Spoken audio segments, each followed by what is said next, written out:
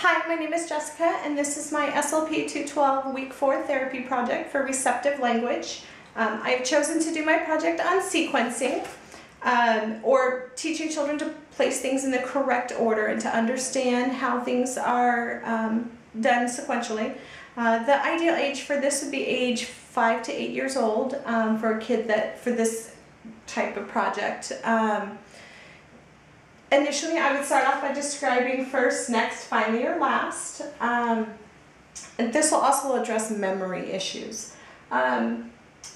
We'd start off by talking about something simple that they understand as far as like getting dressed and asking questions. Do you understand what comes first when you're getting dressed? Would you put your shoes on before you put your socks on?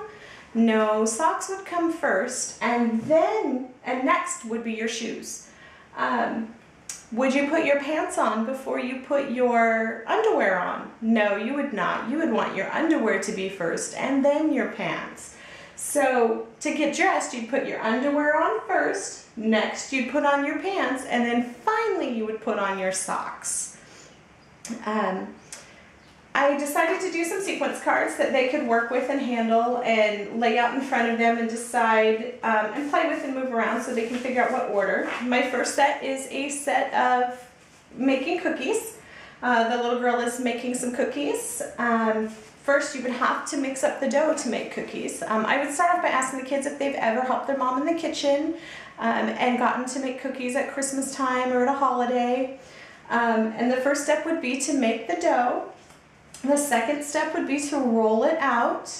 And the third step would be to cut out the cookies and get them ready for the oven. And the final step would be to get your cookies ready to either eat or share.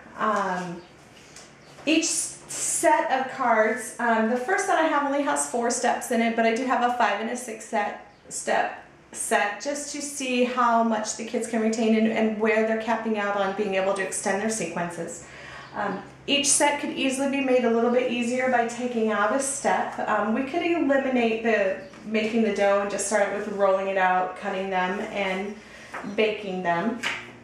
But it can also be made harder by laying out the cards, removing one of them, and placing in the question mark so that we can be like, all right, so which step is missing? We have making the dough, we have a question mark, we have rolling out the cookies and our finished cookies, but we're missing something. Does anybody remember which one that we covered? And hopefully they will say that we're missing the dough and rolling that out. I also made a card that says what comes next, which could be placed at the end of the sequence. And that takes our smaller sequence into another level. And at this point, you're hoping that they're going to give you an answer like, oh, we're going to eat those cookies, or we're going to take those cookies to my grandma's house, or we are going to sell them at a bake sale. So each set definitely has alternatives to get a little bit harder and a little bit easier. The second set is a chicken hatching. And it's easy to remove a couple of the cards to step back and still only have a 3 to 4 step set for them.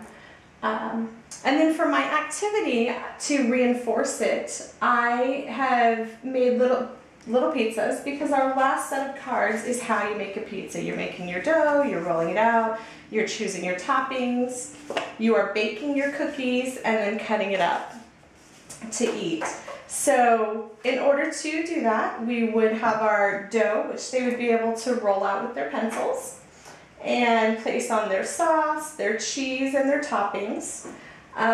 This could be made a little bit easier by just skimming down the steps a little bit, or having them copy a pizza that I have already made so that they can follow the steps to put it together. And it can be done interactively, where it's like, all right, what are we going to do first? Or, you know, you can't, what's the first step in making a pizza? Well, we need our dough. And then having them do it with you, and then hopefully a couple of times on their own. That's pretty much what my activity would be. It's definitely spending time on each set of cards and going through and deciding which ones might be a little harder for them to do. the question cards, the extra cards definitely help to make sure that they can apply the concepts in their life, and that they're understanding that even though they're only being shown 3 to 5 steps of something, that there is another step that they could allow for.